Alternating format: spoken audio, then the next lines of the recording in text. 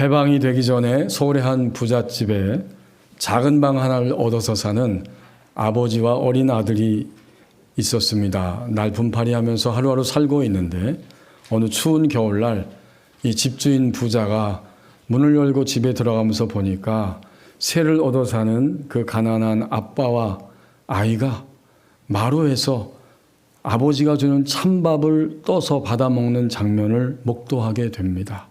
가슴이 너무나 시리고 아파서 그 가난한 아버지 아들을 자기 안방으로 데리고 들어가서 따뜻한 국과 또 밥을 주면서 풍성한 반찬을 함께 합니다. 얼마나 고마웠든지 이 아버지와 아들은 눈물을 흘리면서 계속 밥을 먹게 됩니다. 그래서 그 겨울 내내 이 집주인은 이 가난한 아들 그리고 그 아빠를 안방으로 불러서 즐겁게 함께 밥을 먹게 되었습니다. 그리고 세월이 흘러서 때가 되어서 이 새들어 살던 이 부자는 그 집을 떠나게 되었습니다. 해방이 되고 6.25 전쟁, 한국 전쟁이 터졌는데 미처 도망가지 못하고 이 집주인은 부자라고 해서 드디어 공산군에 의해서 인민재판장에 끌려갔습니다. 사람들이 그 자리에서 즉결 심판, 처형을 받고 죽음으로 내몰리고 있는 상황이었어요. 이 무시무시한 상황 속에서 이 집주인의 이름이 딱 불려지는 순간 갑자기 저 앞쪽에서 인민군 장교 한 사람이 뚜벅뚜벅 걸어 나오더니 묶여져 있는 밧줄을 풀으라고 이야기하고 자기 집무실로 사무실로 데리고 오라고 명령합니다. 영문을 모르고 따라가서 긴장된 모습으로 앉아 있는데 이 인민군 장교가 두 손을 붙잡고 울면서 말했습니다. 아저씨 저 모르시겠습니까? 10수년 전에 저희 아빠와 제가 추운 겨울날 밖에서 찬밥 먹는 게 안쓰럽다고 그때부터 안방으로 저희를 데리고 가셔서 밥을 따뜻하게 먹게 해주셨잖아요. 집주인은 그야말로 지옥문 앞에 있다가 기사회생하게 되었습니다. 옛날에 그렇게 반응했더니 그러한 반응이 돌아온 것입니다. 하나님께서 주신 오늘 7절 상반절 말씀을 보십시오. 살아있는 한 우리는 반응하면서 살아갑니다. 7절 상반절에 베드로 사도는 너희 염려라고 하는 말을 하고 있습니다. 지금 베드로 사도가 하나님을 섬기며 목회할 때에 이 베드로전서는 1장 1절 말씀에 나와 있는 것처럼 그 당시 로마 제국의 영역 아래 통치를 받고 있는 소아시아의 그 5개 지역에 보내진 그러한 서신입니다. 로마 정부의 압박과 박해, 또 그 주변에 있는 이교도들의 멸시와 대적하는 환경 속에서 그들은 두려워하고 고난받고 있고 앞으로도 고난이 예상되는 상황 속에서 전전긍긍하면서 믿음을 가지고 그래도 살아가고 있을 때 하나님이 베드로의 입을 통해서 이 베드로 첫 번째 서신을 쓰게 하신 것입니다. 우리는 모두가 다 살아있는 한 인적, 물적 환경에 대해서 반응하며 살아갑니다. 그런데 오늘 7절 상반절에 보니까 이 시대에 그 5개 지역의 하나님의 백성들의 반응, 그들의 그 깊은 마음 속에는 염려라는 반응이 있었습니다. 베드로 사도가 말하죠. 너희 염려를. 지금 5개 지역에 흩어져 있는 모든 교우들의 마음 속에 깊은 두려움과 염려가 있어요. 박해받고 있고 우리가 이 박해를 받다가 죽을 수도 있고 더 나아가서 믿음을 배반하고 배교할 수 있는데 이런 많은 염려가 그들의 깊숙한 곳에 담겨져 있었던 것입니다. 염려라고 하는 단어는 본래 여러 조각으로 나뉘다 이런 뜻입니다. 마음이 나뉘는 거죠. 상이한 방향으로 서로 다른 방향으로 분산되는 것입니다. 그러므로 염려는 마음이 분산되어서 한 가지 일에 집중하지 못하고 여러 가지 생각으로 가득 차 있는 상태, 이게 바로 염려입니다. 이 아침 예배하면서 우리가 이렇게 우리의 감사를 담아 과일과 곡식을 주님 앞에 드리고 감사의 예물을 드리면서 지난 약 11개월 동안을 생각해 보십시오. 과연 우리는 어떤 반응을 보이며 살아왔습니까? 우리 마음이 나누이고 여러 가지 생각으로 가득 차서 주님의 사랑에 집중하지 못하고 주님이 우리를 그토록 사랑하시는데 우리는 주님을 온전히 사랑해드리지 못한 이런 염려를 가지고 살아오지는 않았습니까? 앞으로도 우리는 내가 이 땅에 살아있는 동안 반응할 것인데 염려를 극복할 것인가, 염려 아래 매이게 될 것인가, 살아있는 동안 이 두 가지 반응 중에 하나의 반응을 가지고 우리의 남은 생애를 살아가게 될 것입니다. 7절 하반절 말씀을 보십시오. 하나님이 돌보시는 손길이 있다고 증언합니다. 오늘 베드로 사도는 너희가 염려를 가지고 있다, 성령님의 감동함을 통해서도 알 수 있고 교회를 보니까 교우들의 형편과 처지를 보면서도 그 5개 지역에 살아있는 성도들의 모습을 볼 때 정말 염려가 있음을 분명히 알게 됩니다. 그런데요, 염려에 대한 유일한 처방이 있다면 무엇인가 봤더니 너희 염려를 다 주께 맡기라. 얼마나 단순하고도 분명한 선언입니까? 우리 그리스도인들의 염려에 대한 처방은 딱 한 가지입니다. 우리 염려를 다 주께 맡기는 것입니다. 정말 아멘입니다, 여러분. 맡기라고 하는 단어, 이것은 본래 의미는 던져버린다 이런 뜻이에요. 돌을 집어서 저쪽으로 던지듯이 우리 내면 안에 쌓여있는 염려는 무엇이든지 그것을 위를 향해 위로 던져라 그런 뜻인데 그 위는 누구를 말하죠? 주님이죠. 그래서 오늘 여기 7절 하반절에 다 주님께 던져버려라, 주께 맡기라. 우리가 맡길 수 있는 타당한 근거와 이유를 그 다음 절에서 설명하죠. 다 맡겨버려라 명령형으로 나오는데 왜? 어떻게? 무엇 때문에? 왜냐하면 이는 그가 너희를 돌보십니다. 정말 우리가 염려를 던져버릴 수 있는 근거는 주님이 우리를 돌봐주시기 때문입니다. 이것이 타당한 근거이고 분명한 이유예요. 사실 오늘 베드로 사도가 이렇게 담대하게 말할 수 있는, 정말 복음을 가감하지 않고 있는 그대로 외칠 수 있는 시간이 오기까지 베드로의 생애 전체가 걸렸습니다. 베드로의 삶을 여러분 아시지 않습니까? 그가 누가복음 5장에 보면 물고기를 잡으면서 그 게네사렛 호숫가에 있었죠. 그때 주님이 베드로의 배에 올라 앉으시고 거기서 말씀을 증거하시면서 베드로를 불러주신 거예요. 부르심을 받았어요. 그리고는 예수님을 배우고 따르는 제자가 되었습니다.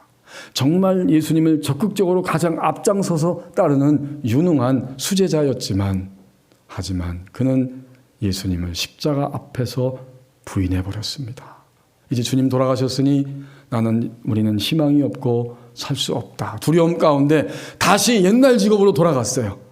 요한복음 21장 2절에 나와 있는 것처럼 베드로와 그와 의기투합한 6명의 제자와 함께 7명의 제자가 그 디베랴 호숫가에서 밤새도록 고기를 잡았습니다.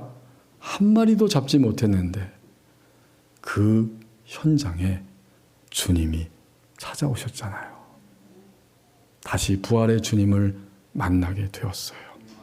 이후로 부활 승천하고 성령 강림 사건을 통해 성령의 충만함을 입고 이제는 드디어 베드로전서 5장에 오기까지 베드로의 믿음은 어떻게 되었느냐?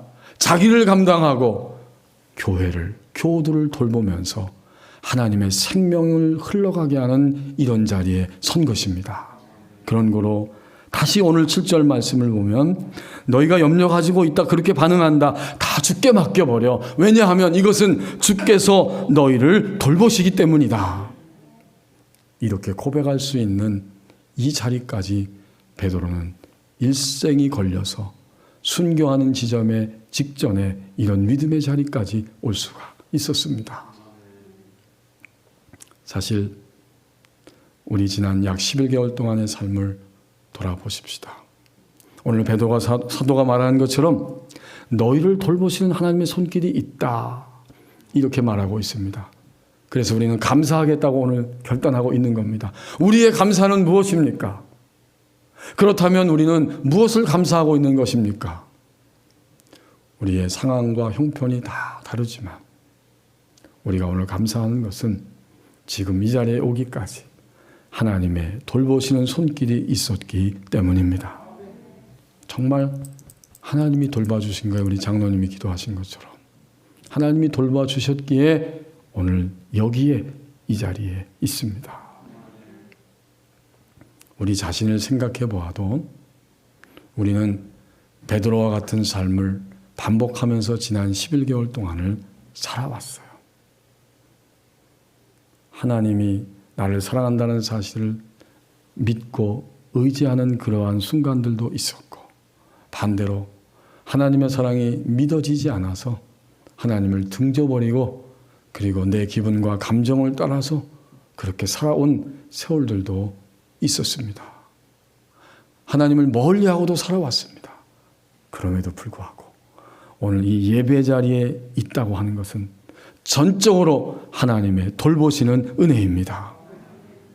여기 7절에서 너희를 돌보신다 할 때 이 돌보신다는 말 속에는 깊은 관심을 가지고 있다, 이런 의미가 담겨져 있어요. 한 사람의 생애, 베드로의 실패와 쓰라림과 반복적인 연약함에도 불구하고 깊은 관심을 가지고 마침내 하나님의 생명을 흘러보낼 수 있을 만큼 베드로의 삶을 인도하신 주님께서 지난 11개월 동안의 삶, 몸이 아파서 너무 고통스럽고 또 경제적으로 너무나 힘들고 아프고 쓰리고 밤에 잠을 잘 수 없었던 시간들도 있었지만 깊은 관심을 가지고 나 한 사람의 일생을 여기까지 인도해 주셨습니다. 이것이 바로 7절에서 베드로 사도가 이렇게 담담하게 그리고 담대하고 분명하게 외치는 말씀의 내용입니다. 하나님의 돌보시는 손길이 여러분에게 있습니다. 그렇기 때문에 우리는 염려를 돌을 집어 던지는 것처럼 던져버릴 수 있습니다. 수십 년 전에 만주에서 약 20개월 된 3명의 아이들이 천연두를 앓게 되었습니다. 의료진이 없기 때문에 치료를 제때 받지 못해서 그만 2명의 아이가 죽었다 그래요. 그 중에 1명의 여자아이, 딸은 간신히 목숨을 건졌는데 그만 얼굴에 천연두 자국이 선명하게 찍혀 있게 됩니다. 남아있는 거죠. 시간이 지나고 이 아이가 성장하는데 친구들이 막 놀리는 거예요. 그리고 점점 나이 들수록 사람들 보기가 싫어지고 옆에 있는 사람들도 천연두를 의식하면서 꺼리고 있는 모습을 볼 때 나 정말 더 이상 이렇게 살고 싶지 않다. 차라리 죽는 것이 낫겠다. 이런 마음이 쓱쓱 찾아오는데 그때마다 엄마가 세상을 떠나기 전에 자기에게 말해주었던 그 말씀이 떠올랐다고 합니다. 그리고 그것을 떠올렸습니다. 엄마의 이야기를. 얘야, 이 마마 자국은 하나님이 너를 살려주셨다는 증거이고 축복의 표시란다. 엄마의 말 때문에 그 모든 상처와 아픔과 주저함, 그 연약함을 점점 극복하고 지나가면서 확신이 생겼답니다. 그래, 하나님이 나의 인생의 주인 되시고 하나님만이 나의 참된 인도자가 되신다. 지금 그녀는 미국 뉴욕에 있는 한인교회의 목사님과 결혼해서 사모로 섬기고 있습니다. 만약 그녀가 외모만 생각했더라면 차라리 죽는 게 나았을지도 모릅니다. 하지만 하나님이 그 마음에 찾아오셨어요. 그리고 사랑과 은혜를 베풀어 주신 겁니다. 결국 그 천연두 자국은 사랑과 은혜의 흔적으로 바뀐 것입니다. 오늘 예배하는 이 자리에 있는 우리들도 지난 11개월 동안 살면서 많은 상처와 흔적들을 가지고 살아왔을 것입니다. 그럼에도 불구하고 오늘 예배 자리에 있게 하신 것, 이것은 진정으로 하나님의 돌보시는 사랑입니다. 그렇습니다. 앞으로도 우리는 몇 날을 살지 모르지만 나의 생애 속에는 깊은 관심을 가지고 찾아오시는 하나님의 사랑의 손길이 있다고 증언합니다. 8절 말씀입니다. 감사는 영적 전쟁에 속한 것임을 깨닫습니다. 8절에 보니까 근신하라 깨어라, 베드로 사도가 이렇게 두 가지 명령형으로 이야기하고 있습니다. 근신하는 것은 정신을 바짝 차리는 거고 정신이 돌아온 것이고, 깨어라 이 말은 당연히 잠자는 자리에서 정신줄을 놓고 끌려가다가 깨어 있음의 상태가 된 것입니다. 그것을 보면 반대로 생각하면 알 수 있죠. 지금 이 베드로 사도가 목회하고 있는 그 5 지역의 교우들이 염려하고 있고, 동시에 그 염려 때문에 그들은 그만 정신줄을 놓고 잠들어 있는 모습이 보여진 것입니다. 마음이 너무나 시급하여서 안타까워서 깨어라, 근신하라, 이렇게 명령형으로 지금 이야기하고 있는 겁니다.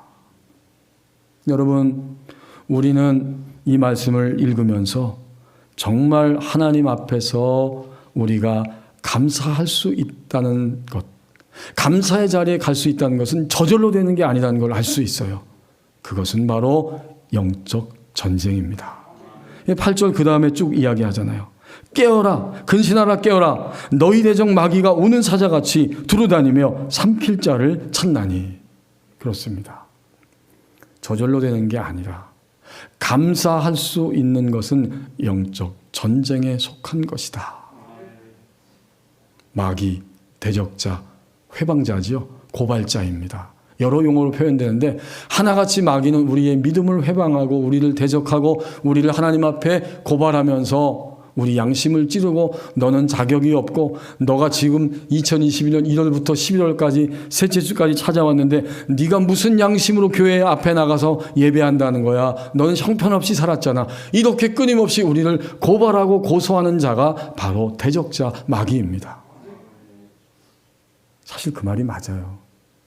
우리는 그런 못난 모습으로 살아온 시간들이 꽤나 있었을 것입니다. 그럼에도 불구하고 하나님의 은혜의 보좌 앞에 나오는 것이 우리의 온전한 믿음의 삶입니다.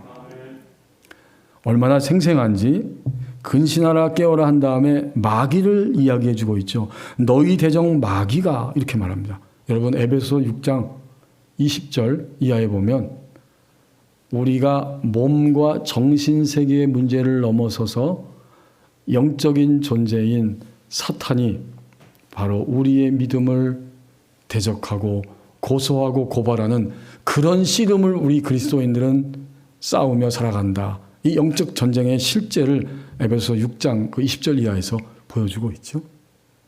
타락한 천사, 루시퍼, 사탄, 모든 악한 영의 우두머리인 마귀가 있고 그 밑에 있는 졸개들이 지금도 열심히 이 지구상에서 마구마구 돌아다니고 있습니다. 이것이 영적 전쟁이에요. 늘 말씀드리지만 사탄, 악한 영들은 불신자들에게는 뭐 크게 관심 두지 않아요. 왜냐하면 가만히 두어도 하나님 믿지 않고 세상 방식을 따라 그대로 살아가니까 크게 신경 쓰지 않아요. 그 사고방식에 꽉 매여 있고 자신의 몸과 마음과 영혼을 더럽히면서 살아가니까 신경 별로 안 써요. 하지만 신자들에 대한 관심은 굉장히 지대합니다. 그들의 목표는 믿음을 가지고 있는 신자들의 믿음을 빼앗아 버리고 상실시키는 것이 그들의 목표입니다. 그러니까 로마 정부가 지금 박해하고 있고 이교적인 신을 믿는 그 주변의 이방인들이 이 그리스도인들 5개 지역에 살고 있는 그 성도들의 교회와 믿음을 마구 공격하는 것은 단지 사람들이 그렇게 하는 것이라기보다는 물론 사람들이 하는 거죠. 그들의 정신세계 속에 공작을 피우고 역사하고 그것을 통해서 그리스도인들을 쓰러뜨리려고 하는 악한 영, 마귀의 역사다. 이렇게 설명하고 있는 거예요. 얼마나 그들이 때때로 무섭게 달려드는지 우는 사자같이 여기저기 다니면서 삼켜버릴 자를 찾는다는 거예요. 사자가 부르짖잖아요. 사자는 으르렁거립니다. 위협하고 또 먹이를 딱 포획한 다음에 딱 가시권 안에 가둬놓고 이제는 그 먹이를 사냥하기 직전에 울부짖는 거예요. 얼마나 무섭습니까? 이렇게 그리스도인 교회 공동체를 향해서 삼켜버리기 위해서 달려든다. 이게 마귀와 그의 졸개인 악한 영의 실체라는 거예요. 뭘 삼켜버릴까요, 그럼? 무엇을 삼킨다는 겁니까? 하나님이 오늘 본문을 말씀하라고 제 마음에 감동을 주셨는데 오늘 추수감사절과 연결시켜서 하나님이 우리에게 깨닫게 하기를 원하십니다. 우리의 무엇을 삼켜버립니까? 그것은 그리스도인의 본래적인 모습. 그리스도인이 주님을 믿을 때 원래 가지고 회복될 수 있는 자리에 서야 하는 그 모습인데 그것은 바로 감사입니다. 하지만 감사를 빼앗아 버린다는 거죠. 오늘 예배 시간에 오기 전까지 감사로 충만하였습니까? 어제 저녁까지 너무 감사해서 자기 직전에 누워서 하나님 감사합니다. 또 오늘 아침에 일어나서도 하나님 오늘도 예배하고 함께 섬길 수 있어서 감사합니다. 우리 중심에서부터 이런 감사가 있었습니까? 그러면 본래적인 모습이에요. 그러나 감사하지 못하고 온갖 근심, 두려움, 또 사람을 향한 분노, 미움, 이런 마음, 세속적인 생각들이 마구마구 나의 마음에 채워져 있다면 그것은 감사를 빼앗기는 영적인 패배의 순간입니다. 그러니까 이 8절 말씀은 그리스도인의 생활의 실상을 이렇게 그려주고 있는 거예요. 이제 우리가 이렇게 감사를 빼앗기고 악한 영에 의해서 삼켜지면서 위기 가운데 답답한 인생을 살아갈 때에 거기에서 승리할 수 있는 길이 과연 무엇인가? 그것은 8절 상반절에서 그대로 보여주고 있죠. 두 가지 명령입니다. 근신하라, 깨어라. 근신하는 것은 뭐라 그랬죠? 정신을 바짝 차리는 건데 정신이 다른 곳에 가 있다가 제자리로 돌아와 있는 상태가 되라. 정신이 다시 제자리에 돌아와 있음입니다. 깨어라. 여러 가지 것으로 인해서 우리는 잠들고 잠들어 있어요.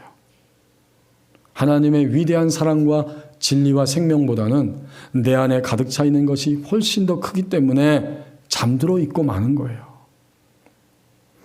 성경을 보면 우리는 창세기 1장 1절 이전에 영적 전쟁이 있었다는 것을 눈치챌 수 있습니다.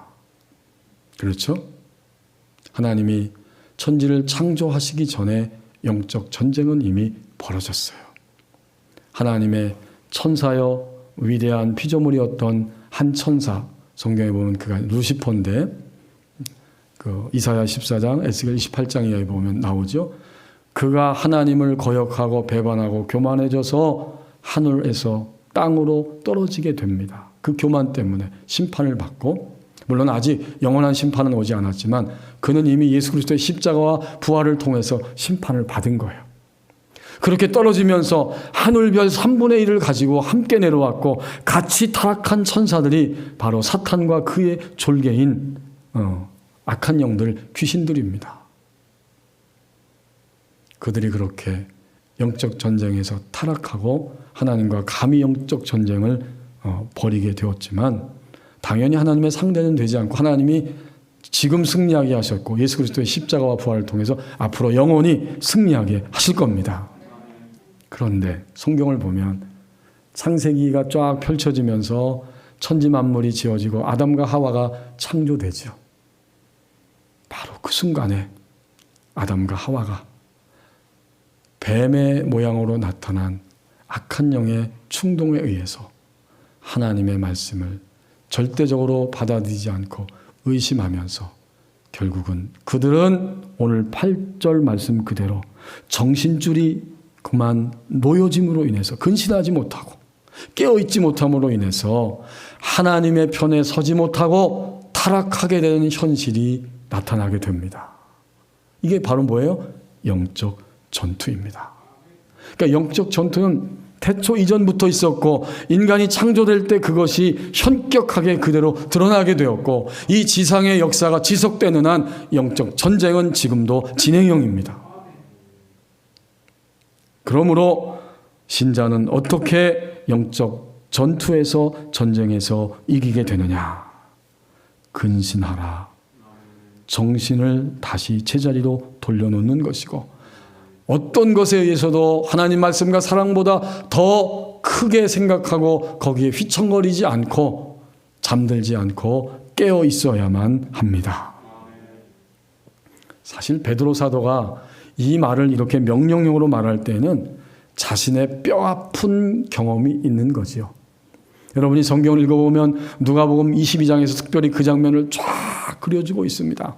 예수님이 이미 베드로에게 말씀했어요. 너는 근신하고 깨어 있어야 된다. 사탄이 너를 청구하였다. 밀 까부르듯이 너를 까불어 버릴 것이다. 이 말씀을 미리 하셨지만 겟세마네 동산에 가서 그들이 함께 기도할 때에 예수님은 기도하시지만 제자들은 베드로는 눈이 피곤해서 심히 피곤해서 그만 잠들고 말았습니다. 드디어 그 밤 새벽이 지나고 예수님이 원수들에 의해서 끌려가실 때 베드로는 3번씩 예수님을 부인하게 되고 베드로의 얼굴과 예수님의 얼굴이 마주치는 순간 베드로는 바깥으로 뛰어나가 울며 통곡하게 됩니다. 이런 사건을 베드로는 평생 잊을 수가 없어요. 그 깊은 뼈아픈 경험을 통해서 오늘 8절 말씀을 하고 있는 겁니다. 나처럼 잠들거나 정신줄을 놓치지 말아야 한다. 근신하라. 깨어라. 너희 대적 마귀가 우는 사자와 같이 너희의 감사를 삼켜버리기 위해서 너희를 지금 유혹하고 공격하고 있노라. 얼마나 실감납니까?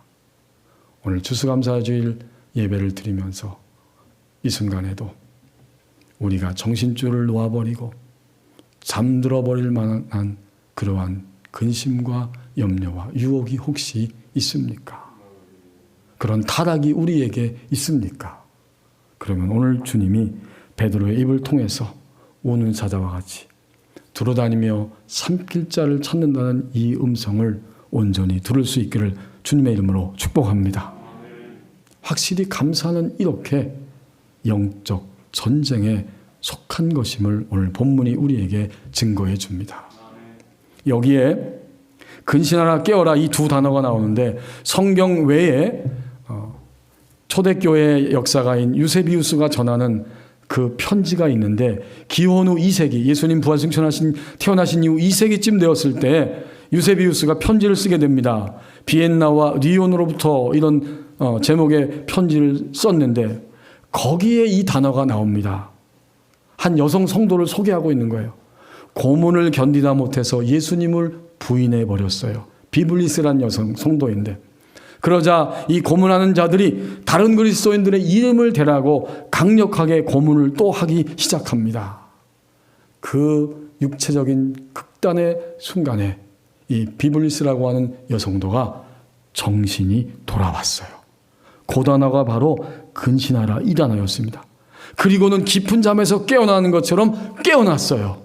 그 단어가 바로 깨어라 그 단어였습니다. 이 비블리스가 그렇게 정신이 돌아왔고 깨어났습니다. 그리고는 자신을 고문하는 사람들에게 외쳤습니다. 나는 그리스도인입니다. 처음에는 그리스도를 부인하고 고문을 받았는데 정신이 돌아오고 깨어나서 나는 그리스도인입니다 라고 담대하게 외치게 되었고 그는 결국 순교자의 수에 들어갈 수밖에 없게 되었습니다. 정신이 돌아와서 깨어서 순교의 길을 걸어갔던 것입니다. 이제 우리는 영적 전투가 얼마나 생생한지를 실감하게 됩니다. 앞으로 우리의 생애도 감사하면서 감사를 고백하면서 살아갈 수도 있고 결코 감사하지 못하고 감사하지 않으면서 살아갈 수도 있습니다. 감사는 영적 전쟁에 속한 것임을 깨닫습니다. 지난 금요일 아침 제가 새벽기도 나오다가 아침 신문이 눈에 띄어서 잠깐 머리기사 사진 나온 걸 봤더니 가슴이 찡했습니다. 수능시험을 마치고 나오는 아들을 가슴에 끌어안고 마스크를 썼지만 그 위에 눈물이 글썽글썽하게 맺혀있는 엄마의 사진을 보았습니다. 엄마의 마음이 담겨있죠. 너 고생했다. 너 고맙다. 너 수고했다. 이런 마음이 담겨져 있는데 제 마음에 찡한 것은 그때 바로 지난 11개월 동안 우리가 비록 타락하기도 하고 연약하기도 하고 어리석기도 하고 눌리기도 했지만 우리를 돌보시고 이 자리에 있기까지 품어주시는 아버지의 사랑이 제 마음에 느껴졌기 때문입니다. 그렇습니다. 우리가 만약 오늘과 같이 이렇게 감사를 표하면서 앞으로 살아간다면 그것은 영적 전투에서 승리하는 순간일 것입니다. 감사, 그것은 영적 전쟁에서 승리할 때마다 주어지는 열매입니다. 기도하겠습니다. 우리 한 1분 동안만 잠시 기도하십시다. 살아있는 한 반응하면서 우리는 살아왔는데 우리의 반응은 무엇이었습니까? 이 시간 하나님의 돌보시는 손길이 있다고 분명하게 우리에게 증언해 주십니다. 이제는 근신하고 깨어서 영적 전투에서 감사함으로 열매 맺는 자리로 나가기를 원합니다. 우리 함께 합심해서 기도하겠습니다.